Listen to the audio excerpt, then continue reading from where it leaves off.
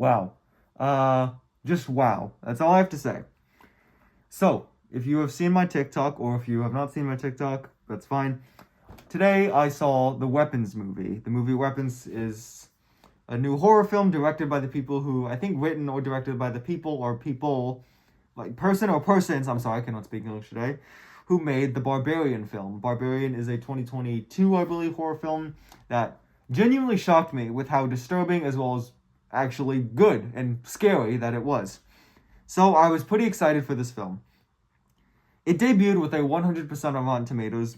It received more glaze than a Cinnabon pastry. And I can say it lived up to the hype to a certain extent. This is going to be a short, spoiler-free review. It lived up to the hype to a certain extent.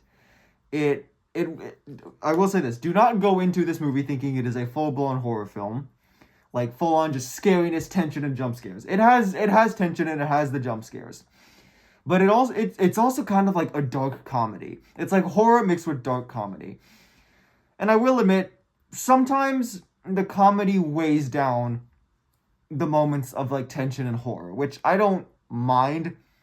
But if you overuse it too much, then I will.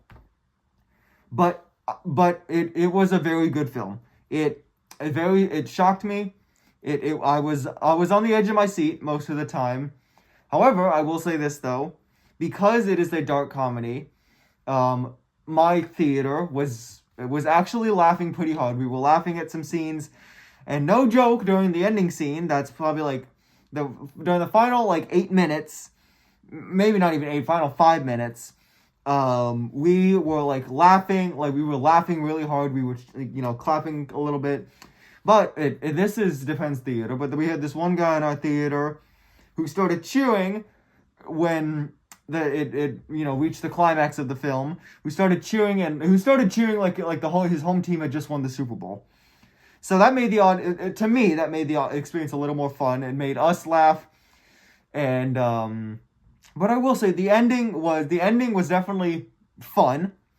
It was horror adjacent to an extent, but the ending, once it's all wrapped up, it kind of felt more of like comedic, which I think for a horror film can work if you do it right. I think they did it right this time. But most horror films, a comedic ending that kind of just like washes away all the horror doesn't work. There were maybe 2 things I didn't like about this film. And I'll get into those now. The 2 things I didn't like, and I kind of already mentioned it. How it's kind of a dark comedy and how some of the comedic moments weigh down the horror. Like there is a scene, I'm like I said, no spoilers, that is like 2 minutes of an unbroken camera shot and tense music. Love it. You have a setup for a perfect, scary moment. But it never happens. Like if you think there's a jump scare, the jump scare never happens.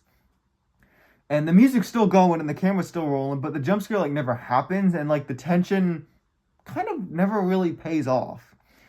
That's just an example. And the second thing I didn't like about this film was the amount of unanswered questions. Like, it gives you all these questions, and it only answers a few of them, but even then, the answers are kind of, like, vague.